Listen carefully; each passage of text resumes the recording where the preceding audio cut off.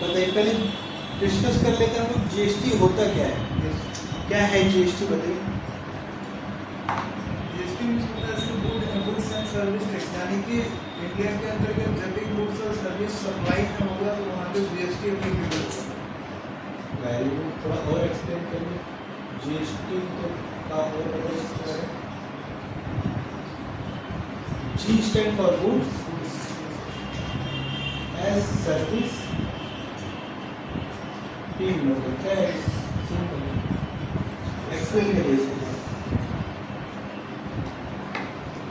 बताइए क्या है जीएसटी।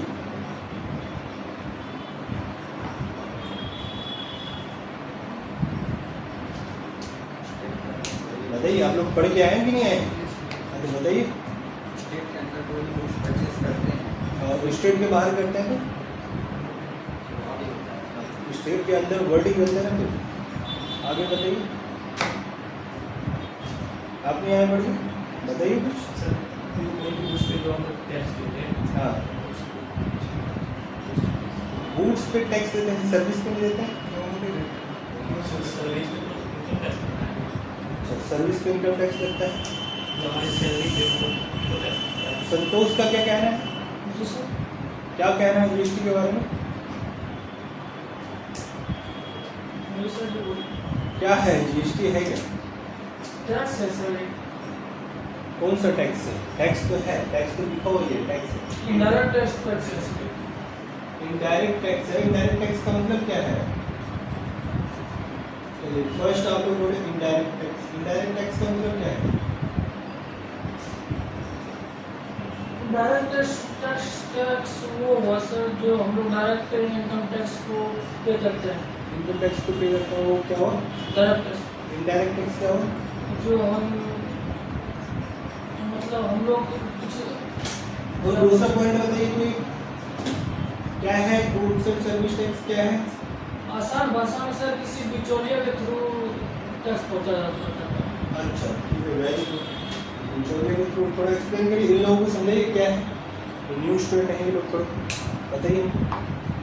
मानिए आप ही पढ़ा रहे हैं तो आप कैसे एक्सप्लेन करिएगा इनको?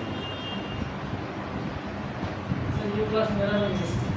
सर जैसे कि कोई दुकानदार अगर यदि कोई गुड्स को बेचता है या सर्विस को बेचता है हाँ, तो उससे मतलब कस्टमर से वो जो है जो उसका मेन वैल्यू होता है उसके साथ वो जीएसटी देता है, जबकि जीएसटी कस्टमर से लिया जाता है बट जो है शॉपकीपर ही जीएसटी को पे करता है, इसलिए इनडायरेक्ट टैक्स। हाँ। तो इनडायरेक्ट टैक्स क्योंकि ये डायरेक्टली पे नहीं करता, पे कोई और करता है और सरकार को कोई और देता है। पे हम लोग करते हैं, जैसे हम लोग जो मान लेते हैं बिस्किट का पैकेट खरीदते हैं तो हम लोग क्या कर रहे हैं, पैसा दे रहे हैं जीएसटी का। कितना मान लेते हैं, 5 रुपए का जीएसटी का पैकेट खरीदते हैं आप लोग, या 10 रुपये का खरीदते हैं, जो भी खरीदते हैं। इसमें से कुछ पार्ट है आपका गुड्स का वैल्यू है, गुड्स का वैल्यू मतलब बिस्किट का वैल्यू है, कुछ पार्ट टैक्स का है। मान लेते हैं फॉर एग्जाम्पल सिंपलिसिटी के लिए 4 रुपया गुड्स का वैल्यू, 1 रुपया टैक्स है। हम लोग कितना दे रहे हैं दुकानदार को? 5 रुपये दे रहे हैं। तो अल्टीमेटली टैक्स किसने दिया है? टैक्स तो हमने दिया है। क्या सरकार को हमने जमा करा है? नहीं। अब 1 रुपया जो है मैंने दुकानदार को, शॉपकीपर को दे दिया। अब शॉपकीपर की जिम्मेदारी है कि ये सरकार तक पहुंचाए।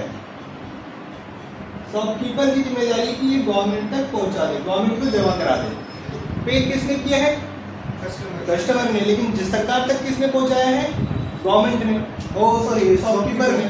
ये क्या हो गया? इनडायरेक्टली हमने पे किया ना। पे तो कस्टमर ही कर रहा है, इनडायरेक्टली कर रहा है। कस्टमर को पता ही नहीं चल रहा कि वो जीएसटी भी भर रहा है। पता है आप लोगों को, हम लोग जीएसटी भी भर रहे हैं। जैसे क्योंकि एमआरपी पे जो प्रोडक्ट मिलता है उसमें इंक्लूडेड टैक्स रहता है। हाँ, उसमें इंक्लूसिव ऑफ टैक्स रहता है एमआरपी।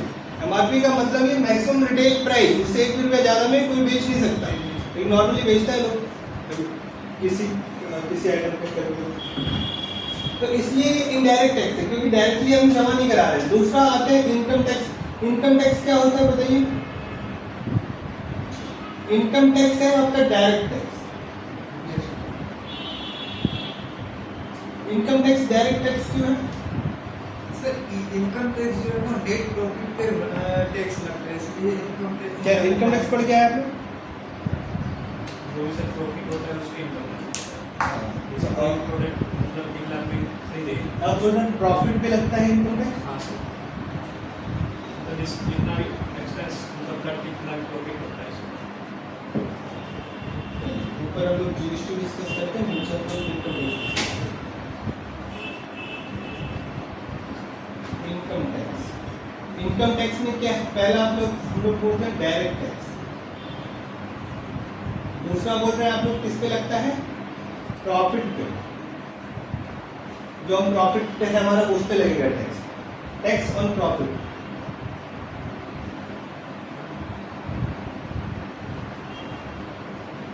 टैक्स ऑन प्रॉफिट, ठीक है, प्रॉफिट पे लगेगा। जितना हम लोग कमाएंगे उतना टैक्स देना पड़ेगा। मैं कमा रहा हूँ 10 लाख रुपए तो मैं टैक्स भरूंगा 10 लाख पे। आप कमा रहे हैं 5 लाख पे, आप टैक्स भरिएगा 5 लाख पे। तो जो आदमी जितना कमाएगा वो अपने हिसाब से टैक्स भरेगा। तो क्या मैं किसी और से ले सकता हूँ इनकम टैक्स का पैसा, किसी और से रिकवर कर सकता हूँ क्या, किसी से रिकवर नहीं कर सकता। जो मैं जितना कमाऊंगा उतना ही मैं भरूंगा। तो ये क्या हुआ, डायरेक्टली अगर मेरे ऊपर लेवी हो रहा है टैक्स तो मैं ही पे कर रहा हूँ। लेकिन जीएसटी में क्या है, लेवी कर रहे हैं कस्टमर के ऊपर, कस्टमर ही पे करना है अल्टीमेटली। लेकिन सरकार तक कौन जमा कराएगा, शॉपकीपर कराएगा। तो इसलिए इनडायरेक्ट टैक्स है, डायरेक्ट टैक्स है। तो दूसरा पॉइंट है टैक्स ऑन प्रॉफिट, जितना कमाऊंगा उस पर टैक्स भरूंगा, ये इनकम टैक्स। लेकिन जीएसटी क्या है, जीएसटी किस पे भरूंगा, कौन सी वैल्यू पे, गुड्स एंड सर्विस टैक्स। इसलिए होता है टैक्स ऑन सप्लाई,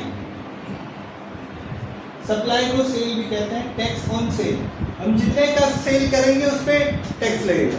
जैसे 5 मान लेते हैं हम लोग सेल कर रहे हैं 100 रुपये का, तो 100 रुपये पे टैक्स लगेगा।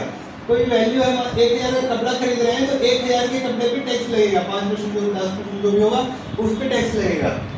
1 लाख का अगर कोई आइटम होगा तो 1 लाख पे ही लगेगा, उसमें कोई भी खर्चा 1 रुपये का माइनस नहीं करना। जितना मैं सप्लाई कर रहा हूँ जितने का वैल्यू उस पर ही टैक्स लगना है। आए आप तक समझ में? और कोई पॉइंट है आप लोगों में तो बताइए। और क्या है सर जीएसटी में अगर इस टाइप से देखते हैं तो डुअल टैक्स चला जाता है। जैसे एक जब परचेज हम करते हैं उसमें भी जीएसटी पे करके परचेज करता है पहले शॉपकीपर, और फिर सेल करेगा।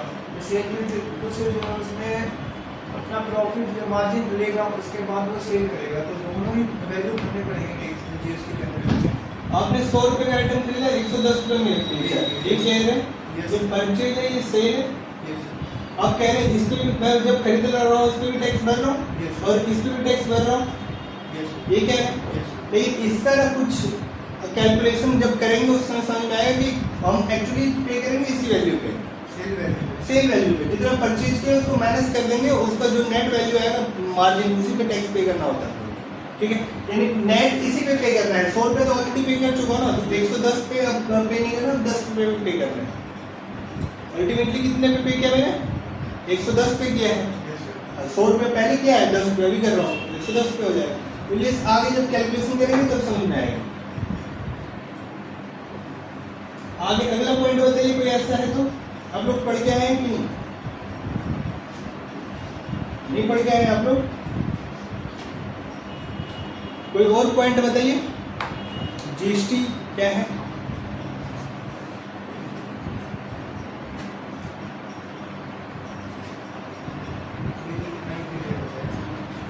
और नहीं पढ़े आप लोग? जीएसटी नंबर 15 होता है सर, तो उसका जो 2 डिजिट होता है वो स्टेट कोड होता है ना। वो आगे करेंगे, अभी जीएसटी नंबर पे आएंगे, पहले जीएसटी का डिस्कशन करते हैं। तो जीएसटी क्या है? जीएसटी टैक्स किसको जाता है, ये किसका टैक्स है? जीएसटी जो है किसका टैक्स है? स्टेट गवर्नमेंट लगाता है कि सेंट्रल गवर्नमेंट लगाता है? दोनों का है। जीएसटी से 3 प्रकार है। बताइए कौन कौन से प्रकार का होता है? SGST, SGST, CGST, CGST, IGST, IGST और जीएसटी जीएसटी और भी है कोई? अच्छा, ये कितने तरह का? 4 तरह का हो गया। अब है क्या ये? स्टेट, एस हो गया स्टेट, सी सेंट्रल, सी हो गया सेंट्रल, आई क्या हो गया? इंटीग्रेटेड हो गया, यू क्या हो गया? यूनियन टेरिटरी हो गया। ठीक, यही है। अब बताइए इसमें ये 4 तरह का जीएसटी है तो किसका टैक्स है? SGST किसके पास जाएगा? स्टेट गवर्नमेंट के पास। CGST किसके पास जाएगा? सेंट्रल गवर्नमेंट के पास। UGST किसके पास जाएगा? यूटी गवर्नमेंट के पास, जो यूनियन टेरिटरी वाला है गवर्नमेंट, उसके पास जाएगा। IGST किसके पास जाएगा? IGST पहले तो सेंट्रल के पास जाएगा। IGST सस्पेंस, ये किसी का पैसा नहीं है। IGST किसी का पैसा नहीं है, क्या समझे? IGST किसी का पैसा नहीं। मतलब अभी मतलब जोन से स्टेट में सप्लाई क्या जा रहा है उस गवर्नमेंट को जाएगा। इसमें से दोनों गवर्नमेंट लेगा, आधा ये लेगा आधा ये लेगा, स्टेट और सेंट्रल। स्टेट तो बहुत सारे हैं ना हमारे यहाँ, स्टेट तो कितने स्टेट है? 29। हाँ, तो सभी स्टेट एक स्टेट से दूसरे स्टेट में जा रहे हैं तभी IGST लगेगा। ये इंट्रा स्टेट के लिए है, इंट्रा स्टेट के लिए, सॉरी इंटर स्टेट के लिए है, एक स्टेट से दूसरे स्टेट में जाएगा तो तब लगेगा IGST। इसका क्या मतलब हुआ?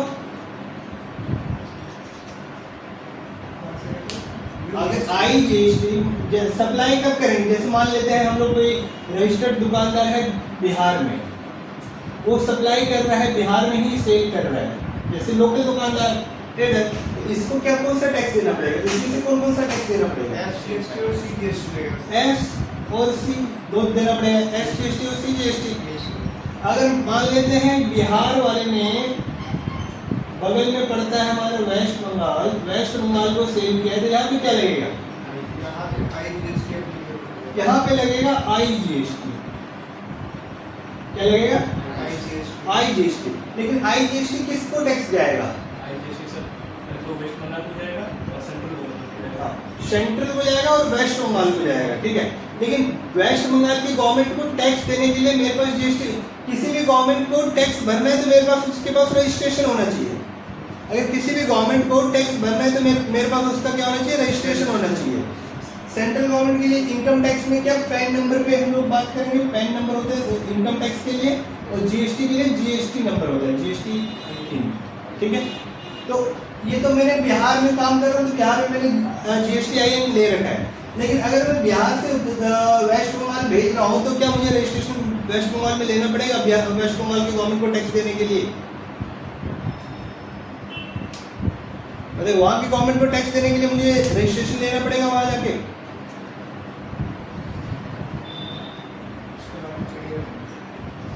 नहीं, उसको नहीं लेना पड़ेगा। वेस्ट बंगाल में अगर रजिस्ट्रेशन, उसको क्या कर देंगे? IGST दे देंगे।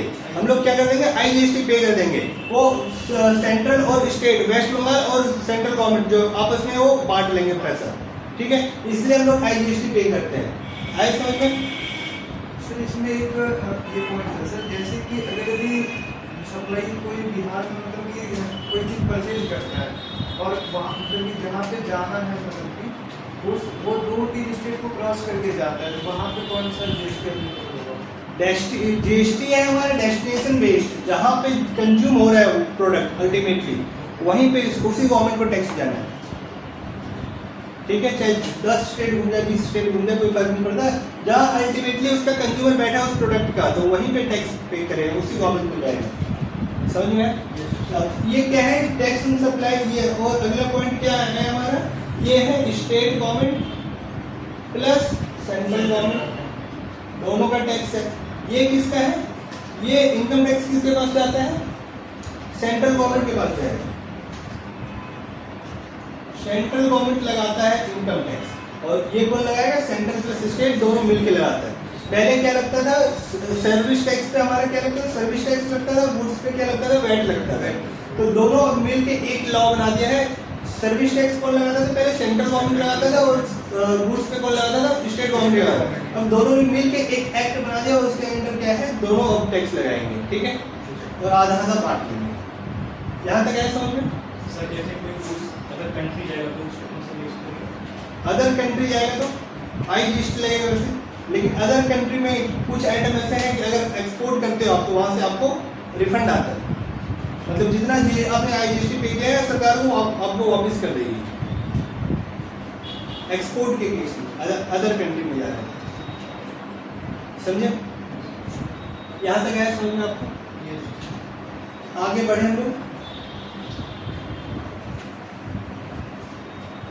तीन तरह का टैक्स देख लिया आपने, CGST, SGST, IGST और UGST।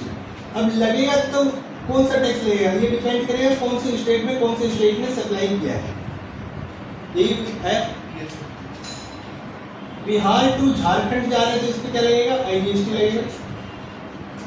बिहार टू बिहार जा रहे हैं तो इस पर क्या लगेगा, CGST और SGST। बिहार से दिल्ली जा रहे हैं तो इस पर क्या लगेगा, IGST। अगर गोवा टू गोवा जा रहे हैं तो क्या लगेगा, क्या लगेगा, CGST और UGST लगेगा। गोवा क्या है हमारा यूनियन टेरिटरी, दिल्ली का अपना असेंबली है इसलिए वहाँ पे SGST लगता है। और उसके बाद हमारे क्या है, ये समझ में आए, मतलब IGST कब लगेगा, जब एक स्टेट से दूसरे स्टेट में जाए। अगर सेम स्टेट में है तो CGST, SGST या UGST, SGST या UGST, समझ गए। अब आइए आगे बढ़ते हैं हम लोग थोड़ा। अब GST नंबर लेके आए, GST नंबर क्यों चाहिए हमें पता चला आप लोगों को, इतना जो हमने डिस्कस किया है इसमें मैंने एक पॉइंट ये भी बताया, GST नंबर क्यों चाहिए होता है हम लोगों को। GST फिल करने के लिए GST, हाँ, किसी भी सरकार को टैक्स देने के लिए हमें उसके पास रजिस्टर्ड होना पड़ता है, ताकि सरकार को पता चले कि इस आदमी ने ही टैक्स दिया है। मैं जाके सरकार के घर में जाके फेंक आता हूँ, यानी जहाँ सरकारी ऑफिस है, 1 लाख रुपए लेके गया, वहाँ धर के आ गया, पता क्या चलेगा किसने पे किया है। तो इसलिए क्या है, वहाँ एक रजिस्ट्रेशन नंबर है मेरा, मैं जाके जमा कराऊंगा सरकार को, तो वहाँ पे क्या है, वहाँ पता सरकार का अकाउंट जो मेरा चल रहा है वहाँ पे, तो उससे वो देखेंगे इस आदमी ने इतना रुपये जमा कराया है। तो उसके लिए क्या चाहिए होता है, मुझे रजिस्ट्रेशन नंबर। तो GST में रजिस्ट्रेशन चाहिए होगा तो क्या चाहिए होगा, GST-IN बोलेंगे उसको, GST आइडेंटिफिकेशन नंबर। क्या बोलेंगे, GST आइडेंटिफिकेशन नंबर, GST-IN।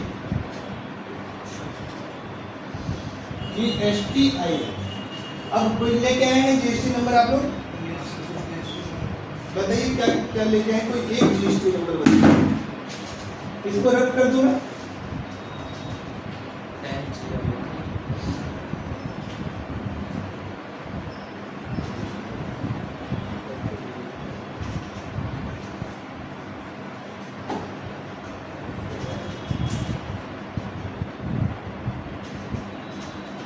बताइए GST नंबर बताइए, NGIN PS 2698 K1 ZJ, ठीक है। और बताइए कोई, 10 B N R PK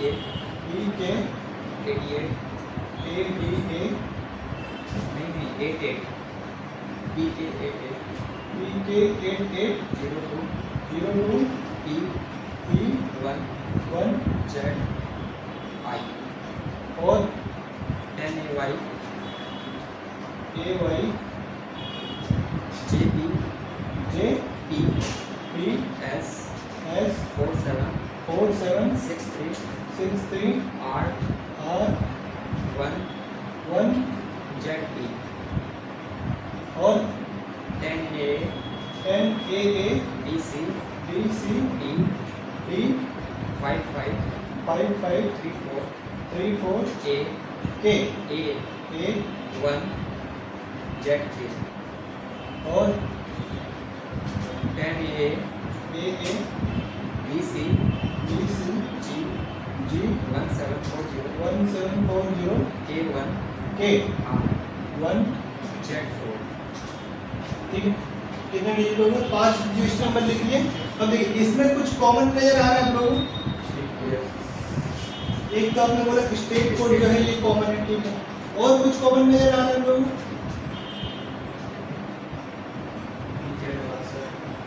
Z common आ रहा है, और कुछ कॉमन आ रहा है, और कुछ कॉमन है, जेड से पहले आपको नजर दिखा रही है, और कुछ कॉमन है सब में। देखिए बीच में 4 डिजिट, यानी यहाँ तक जो कॉमन है उसके 1 डिजिट पहले, सब 4 डिजिट का न्यूमेरिक नंबर है, ठीक है। सबका फॉर्मेशन देखिए 10 के बाद सब में 5 डिजिट का आपका अल्फाबेटिक है सब में।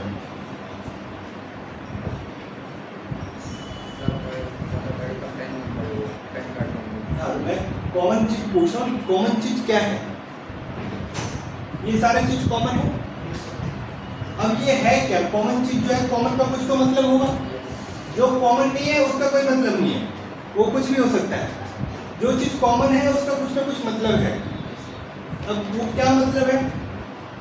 पहले देखिए जीएसटी नंबर होता कितने डिजिट का, कितने डिजिट का काउंट करिए। 2 5 डिजिट ये है, 2 डिजिट ये है, 5 डिजिट ये अल्फाबेटिक आएगा और 4 डिजिट न्यूमेरिक आएगा और एक फिर क्या कहते 4 डिजिट के बाद 1 डिजिट ये अल्फाबेटिक आएगा आपका, जो कि कोई रेफरेंस नहीं, मैंने कॉमन में मार्क नहीं किया इसको। उसके बाद क्या है 1 डिजिट ये आएगा आपका 1 जो आ रहा है, उसके बाद 1 डिजिट जेड आएगा, 1 डिजिट ये लास्ट है। कितना हो गया?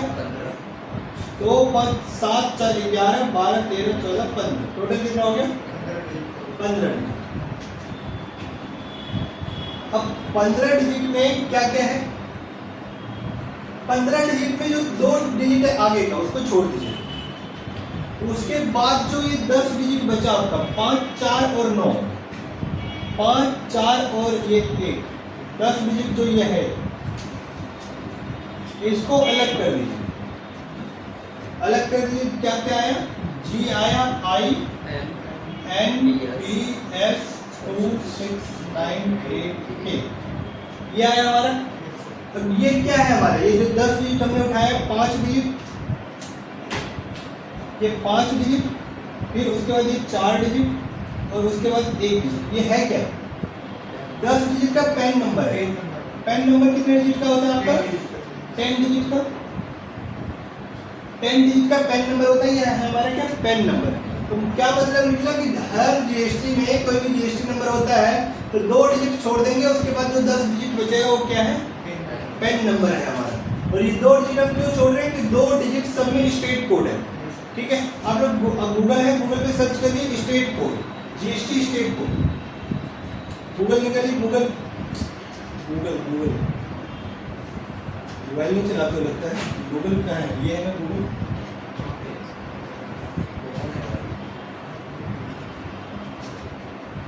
मोबाइल नहीं चलाते हो? मोबाइल में कैसा होता है क्रोम? मेरे मोबाइल में कैसे है?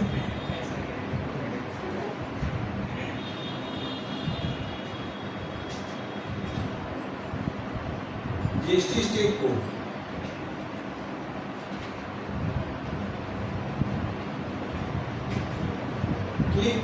जो सबसे पहला वेबसाइट है उसको ओपन कर लीजिए।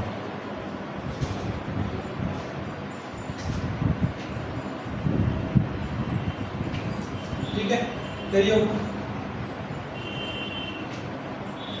नीचे आइए थोड़ा और नीचे। आप भी इसको हटा दो ना, इनको रखो इसमें। नो थैंक्स टू हटा दो। अब देखो इसमें ये क्या है? स्टेट कोड दे रहे हैं। सब स्टेट का अपना एक कोड है, 2 डिजिट का कोड है। कोई भी स्टेट है सबका कोड है। 10 जो है ये किसके लिए है? बिहार का है। 10 किसके लिए है? बिहार का है। बिहार के लिए क्या है कोड? 10 अपने, ये तो बिहार का है। और एक किसका कोड है? सबसे फर्स्ट किसका कोड है? जम्मू एंड कश्मीर का।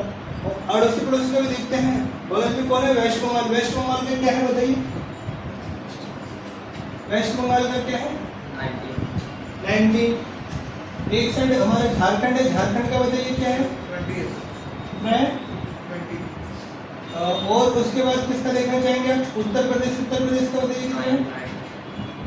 09 होगा, 09। दिल्ली का कितना है? दिल्ली का बताइए, कैपिटल है हमारा 07 है। ठीक है, गोवा का देखिए, गोवा का कितना है बताइए?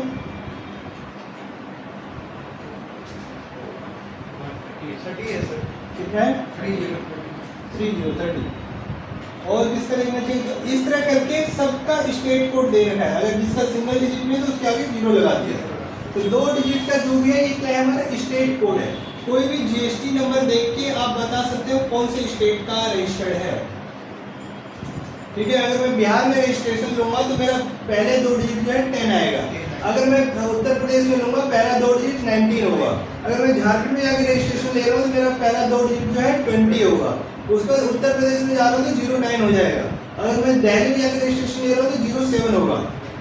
2 डिजिट तो मुझे पता चल गया स्टेट कोड होगा, और आगे का भी पता चल गया 10 डिजिट क्या होगा, मेरा पैन नंबर होगा। 10 तो 12 डिजिट पता चल गया आप लोगों को क्या होगा।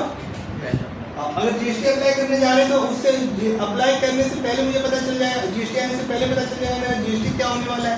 कितना डिजिट तक, 2 और 10 12 डिजिट तक पता चल गया। 13वां डिजिट ये क्या है, 11 जो आ रहा है सब में क्या है, तो ये 11 जो आ रहा कितना है शॉप लिंक है इसमें? क्या है?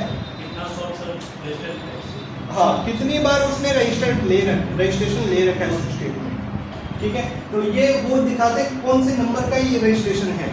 अब पहली बार फर्स्ट टाइम अप्लाई करेंगे तो 1 आएगा, सेकंड टाइम अगर आप जीएसटी ले रहे हैं तो 2 आएगा, 3 टाइम कर रहे हैं 3 आएगा, 4 टाइम कर रहे हैं, चौथे बार कर रहे हैं 4 आएगा, 5th टाइम कर रहे हैं 5 आएगा।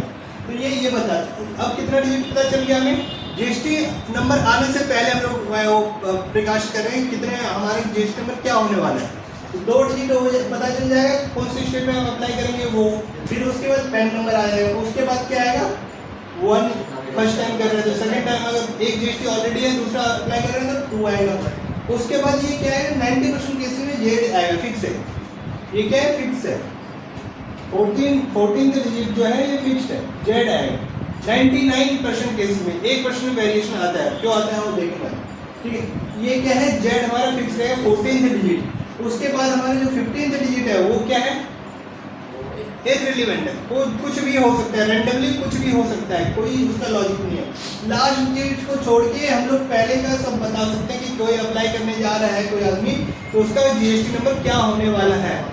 15 डिजिट में से 14 डिजिट हम लोग बता सकते हैं, मतलब कितने परसेंट हम लोग उसका विकास करेंगे, 14 कितना परसेंट है, कैलकुलेट करिए आप लोग मोबाइल में। इतना परसेंट हम लोग उसका बता सकते हैं एक्यूरेसी कि आपका जीएसटी नंबर जो है ये होने वाला है। समझ गए, एक डिजिट पर छोड़ देंगे लास्ट वाला, बाकी सब चीज़ हम लोग बता सकते हैं। यहाँ तक आया जीएसटी समझ में। सर अगर एक बार 2 शॉप है तो उसके लिए अलग लगता है। अब कौन सा शॉप पे डिपेंड करता है, डिपेंड करता है। एक कपड़े का दुकान है मेरा, ठीक है, कपड़े का दुकान चल रहा है एक जीएसटी में। अब मैं कंप्यूटर का दुकान खोल रहा हूँ एक, तो उसके लिए क्या अलग लेना है कि नहीं लेना है। अगर मैं चाहूँ तो उसी पे कर सकता हूँ, लेकिन सेगमेंट अलग हो चुका है तो अलग जीएसटी लेना बनता है। सेगमेंट अलग हो गया ना, कपड़े का दुकान और कंप्यूटर की दुकान में कोई रिलेवेंस है नहीं है। उसी तरह एक कंप्यूटर की दुकान है, अब मैं एक रेस्टोरेंट खोल रहा हूँ, क्या मुझे जीएसटी अलग लेना चाहिए, बिल्कुल लेना चाहिए।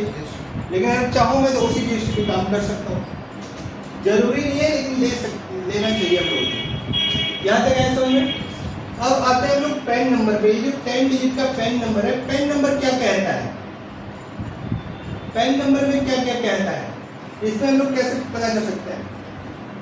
देखिए फर्स्ट 5 डिजिट क्या है, अल्फाबेटिक है, उसका 4 डिजिट न्यूमेरिक है, 1 डिजिट लास्ट का अल्फाबेटिक है, ठीक है। तो इसमें 2 डिजिट बहुत इंपॉर्टेंट है, कौन कौन सा, एक ये एक ये, ठीक है, एक ये और एक ये इंपॉर्टेंट है। ये हम लोग कुछ बताता है, कुछ कहना चाहता है, क्या कहना चाहता है, ये बताया सरनेम इनका। देखिए जिसका भी पैन नंबर होगा, ये जिसका भी जीएसटी नंबर था वो एस से स्टार्ट होगा, उसका सरनेम कह लीजिए या लास्ट नेम कह लीजिए, उसका एस से स्टार्ट हो रहा होगा। और ये पी क्या बताता है, पी बताता है कॉन्स्टिट्यूशन ऑफ बिजनेस, क्या है वो। पी का मतलब प्रोप्राइटरशिप, प्रोप्राइटरशिप का मतलब क्या है, अकेला बंदा काम कर रहा है उसको प्रोप्राइटरशिप कहते हैं। तो कॉन्स्टिट्यूशन ऑफ बिजनेस बहुत तरह के हो सकते हैं, प्रोप्राइटरशिप में हो सकता है, पार्टनरशिप में हो सकता है, या आपका एलएलपी हो सकता है, कंपनी हो सकता है, private limited company, public limited company, बहुत सारी चीज़ें हो सकता है। यहाँ पे इस सबके लिए अलग अलग होगा। एचओ होगा तो एच होगा, एचओ क्या होता है पता है आप लोगों को, हिंदू अनडिवाइडेड फैमिली। हाँ, Hindu undivided family, very good. थोड़ा और एक्सप्लेन करिए होता क्या है, ये तो फुल फॉर्म बताया। नहीं, 2 चीजें हैं, एक तो फुल फॉर्म है, कोई शॉर्टकट है उसका फुल फॉर्म है, एक उसका एक्सप्लेनेशन है। एक्सप्लेन करिए क्या है, constitution of business. Constitution of business कितने टाइप का हो सकता है? पहला तो पी मतलब प्रोप्राइटरशिप। प्रोप्राइटरशिप मीन्स क्या होता है? एक अकेला आदमी ही सब चीज कर रहा है, रिस्क भी वही ले रहा है, कैपिटल भी वही लगा रहा है, बिजनेस भी वही कर रहा है। वो क्या हुआ? प्रोप्राइटरशिप। उसको किसी और का जरूरत ही नहीं है, तो वो प्रोप्राइटरशिप में काम करेगा। दूसरा आता है, अगर इसको थोड़ा दिक्कत लग रहा है कि हम अकेले काम नहीं कर सकते हैं, फर्म, पार्टनरशिप फर्म।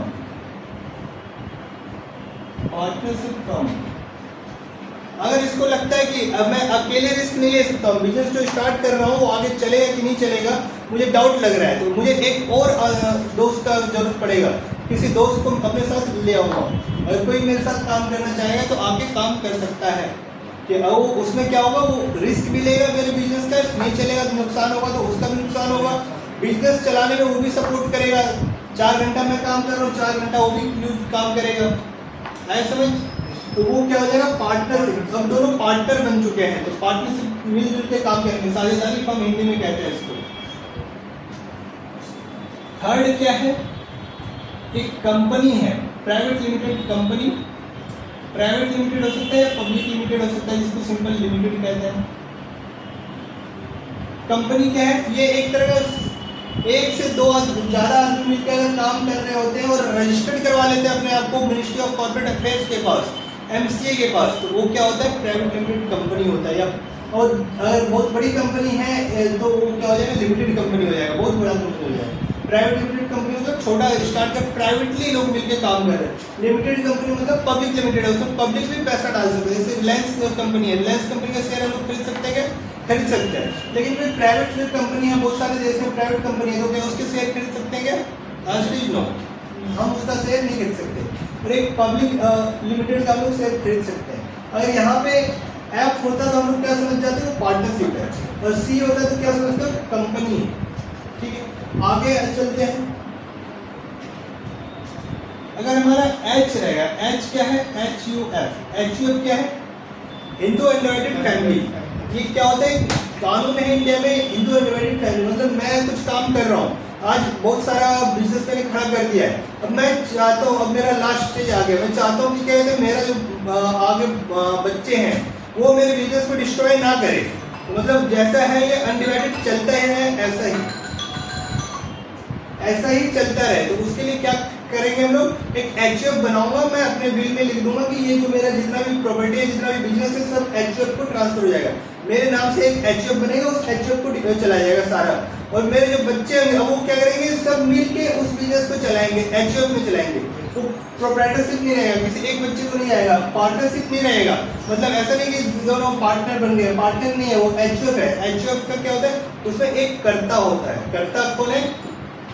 जो कि बना रहे, जो फैमिली का सीनियर मेंबर है, उसको हम लोग क्या कहते हैं? कर्ता। और बाकी जो मेंबर होते हैं उसको कहते हैं मेंबर कहते हैं, समझे? तो उस तरह का बिजनेस जो है उसको हिंदू अनडिवाइडेड फैमिली कहते हैं। मेरा बिजनेस डिवाइड नहीं हुआ। और इसमें क्या आ सकता है? और इसमें सोसाइटी आ सकता है, आपका गवर्नमेंट एजेंसी आ सकता है, बहुत सारी चीजें आ सकता है यहाँ पे। ठीक है, तो ये क्या डिनोट करेगा आपका? ये कॉन्स्टिट्यूशन ऑफ बिजनेस क्या है समझ में? तो इसमें पैन कार्ड में 2 चीज आपको देखना है।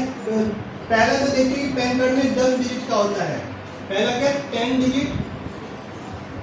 दूसरा देखना है रेशो क्या है? 5 + 4 + 1 है, मतलब 5 डिजिट पहले अल्फाबेटिक होगा, 4 डिजिट फिर आपका न्यूमेरिक होगा, फिर उसका 1 डिजिट आपका क्या होगा? 1 डिजिट अल्फाबेटिक होगा लास्ट वाला, ये अल्फाबेटिक है, समझे? ये चीजें देखना है। उसके बाद आपको क्या देखना है? इसमें देखना है एक ये 4th लेटर, और 4th में देखना है 5th लेटर। ठीक है, पैन नंबर से इतना चीज पता चल जाता है। अगर मान लेते हैं कोई आपको पैन नंबर लिखा रहा है HCLAGM 0235H, क्या ये पैन नंबर सही है?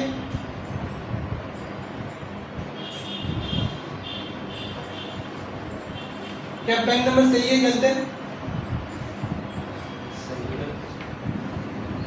बताइए।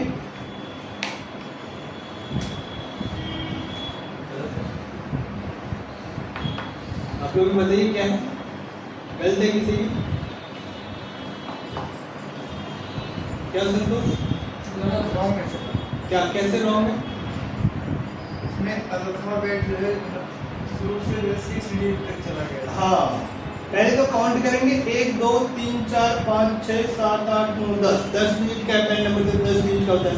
पहला कंडीशन हमारा ठीक है, सेटिस्फाई हो गया। सेकंड देखेंगे 5 4 1 का रेशियो बन रहा है कि नहीं। 5 मतलब फर्स्ट 5 डिजिट देखेंगे अल्फाबेटिक है कि नहीं। 1 2 3 4 5, ठीक है, 5 डिजिट तक अल्फाबेटिक होना चाहिए। 6 से 4 लेटर तक मेरा न्यूमेरिक जाना चाहिए, जो कि न्यूमेरिक नहीं है, इसलिए मेरा गलत है। जिसने भी दिया है ये गलत दिया है, ठीक है। आगे चलिए, एक कोई प्रोप्राइटर है, एक इंडिविजुअल आदमी है जो बिजनेस कर रहा है, मैं बहुत अच्छे तरीके से जान रहा हूँ उसको। वो अपना पैन नंबर लिखा रहे मुझे HKCMD 1024L। ये पैन नंबर सही है कि नहीं है? प्रोप्राइटरशिप है सर।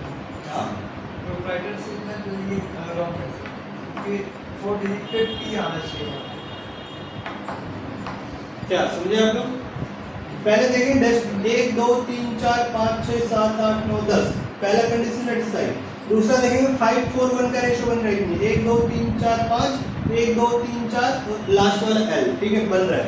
फोर्थ देखें, अब देखें फोर्थ लेटर क्या है। 1 2 3 4 M से क्या है? M से है कुछ क्या? नहीं, मतलब वो है क्या? वो प्रोप्राइटरशिप। एक अकेला बंदा मैं जान रहा हूँ उसको, तो वो प्रोप्राइटरशिप है, और यहाँ पे लिखा रहा है M, तो ये गलत। सही है कि गलत है? गलत है।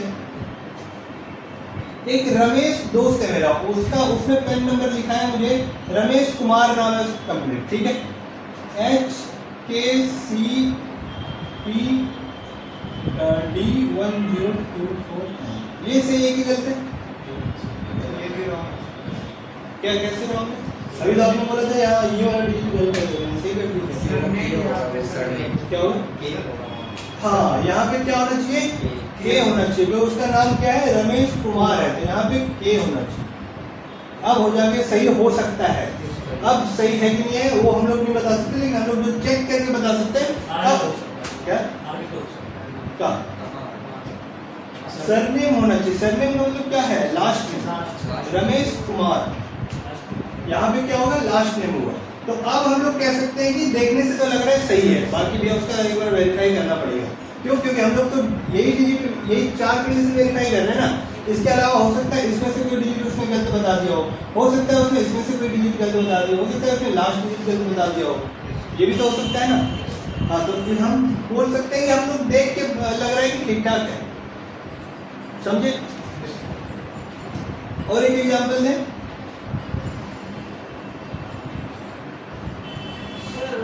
ये HUF का कोई एग्जांपल दीजिए। HUF का एग्जाम्पल किस टाइप में एग्जाम्पल चाहिए? कोई फेमस आदमी हो जिससे एग्जाम्पल को एग्जांपल दीजिए, फेमस आदमी को जिसका जो HUF के अंतर्गत आते हो। जो बड़े बड़े आदमी सबका HUF बना है। HUF के नाम पे बिजनेस नहीं चल रहा है, लेकिन बड़ा बड़ा जो आदमी सब HUF बनाते हैं। हेलो,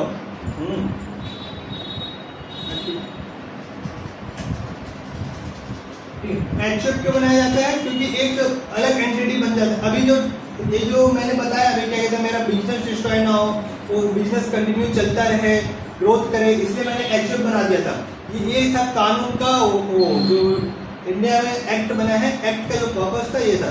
लेकिन अभी जो बना रहे हैं लोग HUF, इसलिए बना रहे हैं क्योंकि टैक्स सेविंग इसका बहुत बड़ा बेनिफिट है। टैक्स सेविंग HUF बना देते हैं, उससे क्या होता है, मैं अपना HUF बना देता हूँ, वो क्या हुआ, एक अलग से एंटिटी खड़ा हो गया।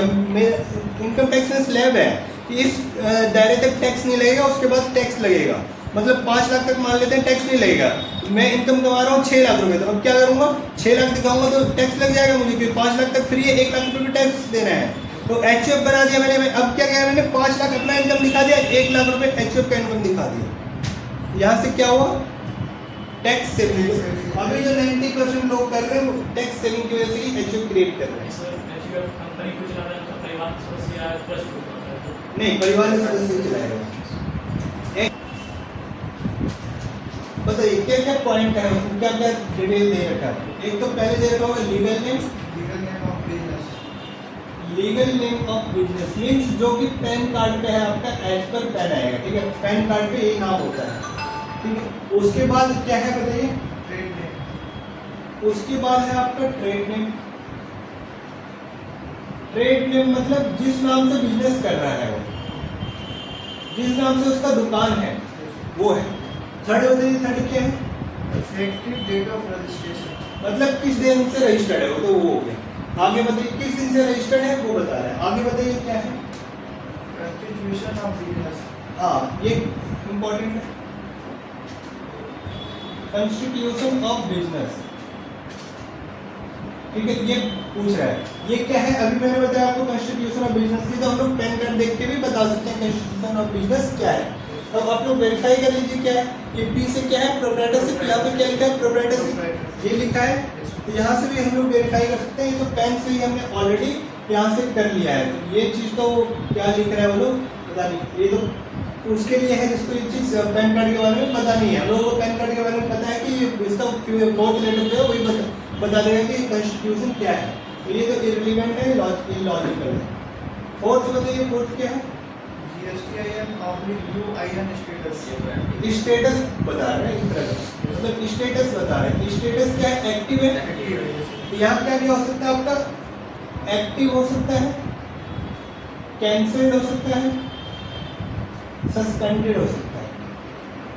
मतलब एक्टिव है मतलब सब चीज ठीक ठाक है, कैंसिल का मतलब क्या है, उसका कैंसिल कर दिया डिपार्टमेंट ने या खुद ही कैंसिल करवा दिया कि अब काम धंधा नहीं कर रहा होगा।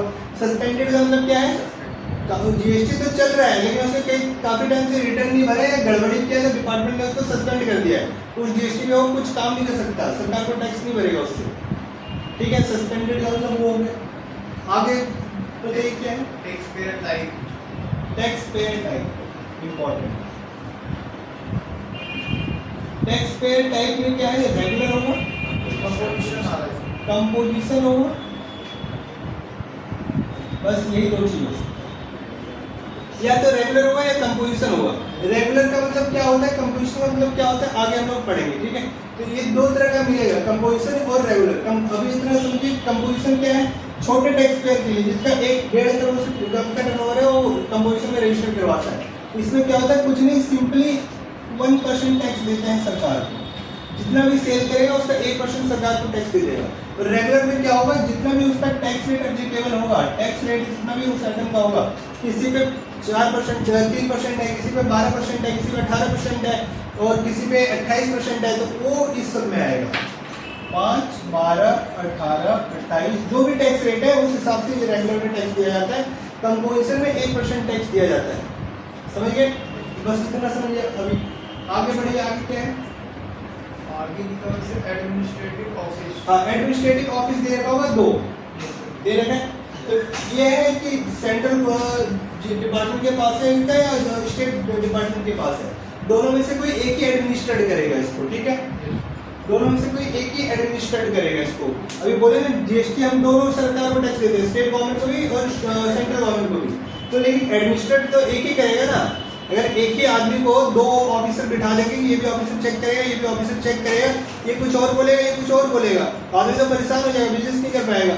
इसलिए वो या तो स्टेट गवर्नमेंट के पास जाएगा या फिर आपका सेंट्रल के पास जाएगा। अब देखिए उसमें क्या लिखा है, एडमिनिस्ट्रेटिव ऑफिस क्या है, जुरिस्डिक्शन स्टेट है, ठीक है। तो यहाँ पे जुरिस्डिक्शन स्टेट है, एडमिनिस्ट्रेटिव ऑफिस में आप लोग क्या करिएगा, स्टेट। क्या समझेंगे administrative office, administrative office state, किसी का सेंट्रल भी आ सकता है, ठीक है। जैसे आपका अदर ऑफिस में भी सेंट्रल है, अदर ऑफिस में सेंट्रल है, अगर एडमिनिस्ट्रेटिव ऑफिस सेंटर होगा तो अदर ऑफिस में स्टेट आ जाएगा, ठीक है। स्टेट में भी ये भी देखना है आपको, भागलपुर 1 है कि भागलपुर 2 है, 2 चीज़ हो सकता है। अगर भागलपुर का है, बिहार का है, भागलपुर का है तो भागलपुर 1 हो सकता है या भागलपुर 2 हो सकता है वहाँ पे स्टेट के लिए। सेंटर में तो सेंटर ही रहेगा, 1, 2 कुछ नहीं लिखा होगा। समझ में? अगला पॉइंट बताइए क्या है, प्रिंसिपल प्लेस ऑफ बिजनेस, हाँ वो तो बता ही दिया, एड्रेस है उसका, प्रिंसिपल प्लेस ऑफ बिजनेस में बिजनेस का एड्रेस है।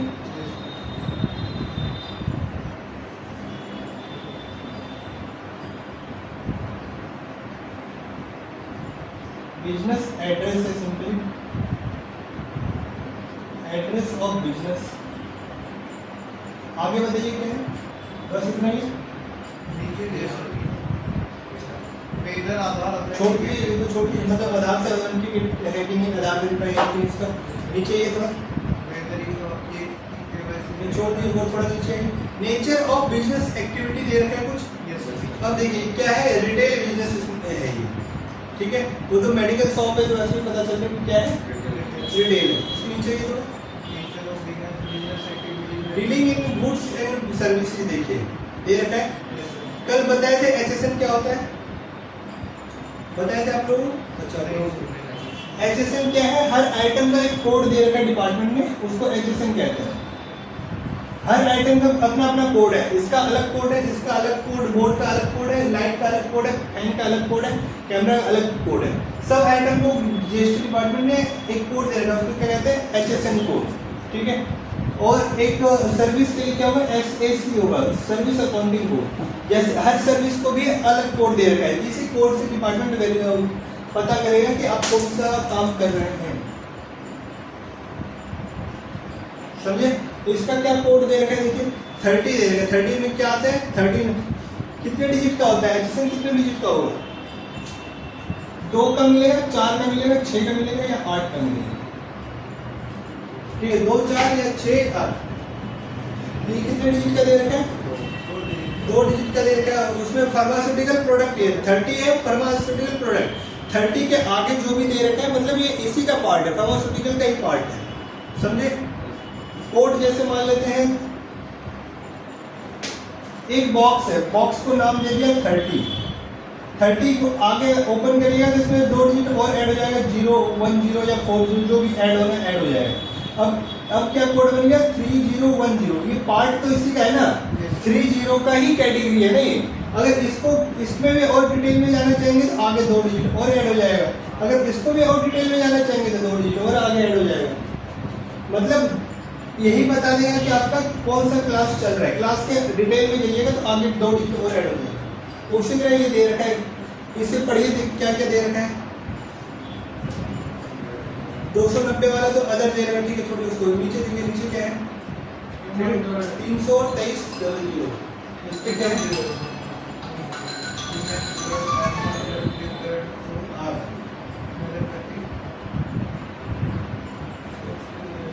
समझे।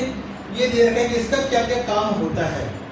तो आगे अब नीचे क्या है, 2 चीजें दिख रहा हो आपको, शो फाइलिंग टेबल और एक है शो रिटर्न फाइलिंग फ्रीक्वेंसी, समझे। पहले करिए शो फाइलिंग फ्रीक्वेंसी पे, शो फाइलिंग फ्रीक्वेंसी पे क्लिक करेंगे। शो फाइलिंग फ्रीक्वेंसी पे क्या है, अच्छा ये कंपोजिशन है ना, इसलिए कंपोजिशन में नहीं दे रखा होगा, ठीक है। शो फाइलिंग टेबल पे क्लिक करिए, ठीक है। अब देखिए इसमें शो फाइलिंग टेबल पे क्या है, रिटर्न टाइप का दिखाते हैं, कौन कौन सा रिटर्न ये डाल रहा है, कौन कौन सा रिटर्न डाल रहा है। एक तरफ CMP 08 डाल रहा है और एक GSTR 4 डाल रहा है, समझे। कौन कौन सा, CMP 08 और GSTR 4 2 तरह का ये रिटर्न डाल रहा है।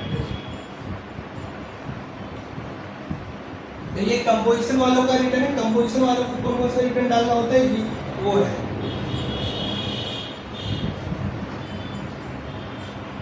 कंपोजिशन वालों को कौन सा रिटर्न डालना होता है, आपके सामने जो दिख रहा है वही है, CMP 08 और GSTR 4। ये एनुअली डालना पड़ता है, साल में एक बार, और ये डालना पड़ता है मंथली या फिर क्वार्टर। कैसे डालते हैं वो आगे बात करेंगे। और रेगुलर वालों को क्या डालना पड़ता है, GSTR 1 डालना पड़ता है, 3B डालना पड़ता है, फिर GSTR 9 डालना पड़ता है, फिर 9C डालना पड़ता है, बहुत सारी चीज़ डालना पड़ता है, समझे। तो कंपोजिशन वाले इसके स्मॉल टेक्स्ट पेयर के लिए। अब आप लोग क्या करेंगे, एक्सेल शीट ओपन करिए,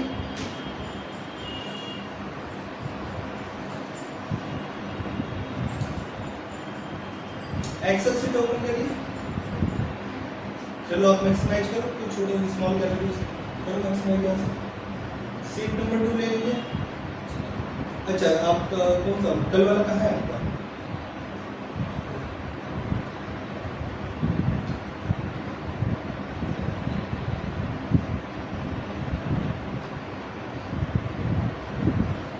क्यों जाते हैं आप यहाँ से, क्यों जा रहे हैं, और ओपन करना है। सबसे पहले विंडो डी करके डेस्कटॉप पे आ जाइए, दीज पीसी में जाइए, दीज पीसी से यहाँ लोकल ड्राइव में जाइए, डी में यहाँ पे अपना नाम सर्च करिए। क्या नाम है आपका?